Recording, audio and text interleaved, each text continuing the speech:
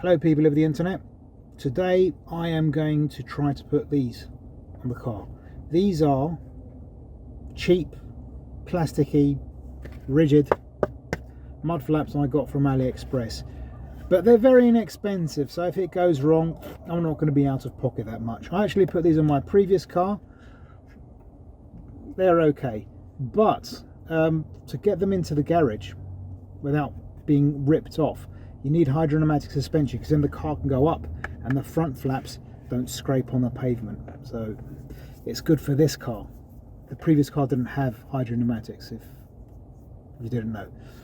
What am I on about? Let's get cracking. Now I'm going to have to clean this first, but this is where they go. And there was a screw here. But I'm going to have a bit of difficulty getting to this screw hole here, not to mention this one. If only there were a way of moving the rear wheel out of the way.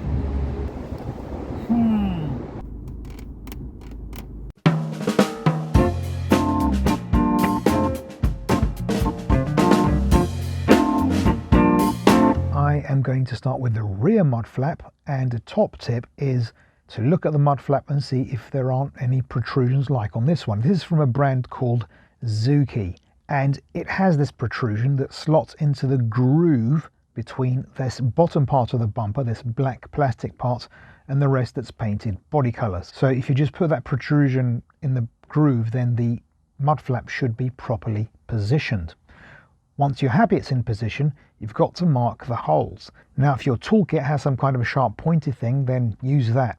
If not, you can use the screws that came with the kit like I did. And if you have a drill, then I suggest you drill the holes, but if you don't, you can be like me and just use brute strength, and eventually the screw will penetrate the hard plastic that makes up this part of the wheel arch.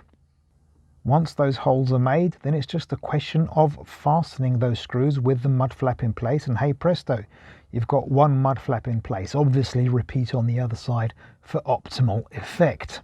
Moving up front, the installation of this mud flap is both easier and harder.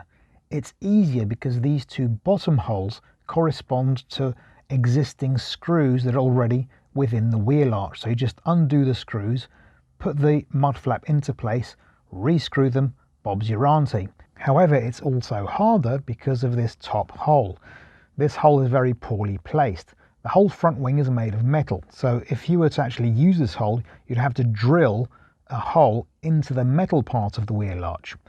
But even if you did that, I'm not sure if it would work, because this hole is misaligned with the rest of the wheel arch. You know, half of it is outside the car, so to speak. You'd have to bend the mud flap until it corresponded to the actual proper metal of the wheel arch. So what I did to solve this was to actually make a new hole inwards. You can either use a drill if you have one on hand, which I didn't.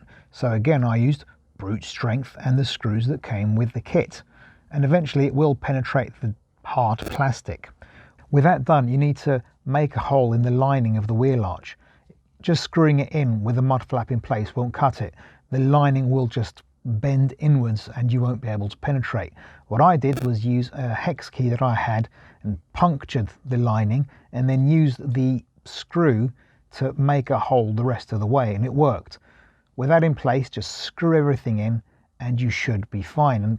And that's it, your mud flaps are all in place. Personally, I like the look of the car with the mud flaps, but also because the streaks created by the detritus that the wheels kick up on the sides of the car, they're annoying to clean and also rather hard. So these mud flaps do have a practical side to them.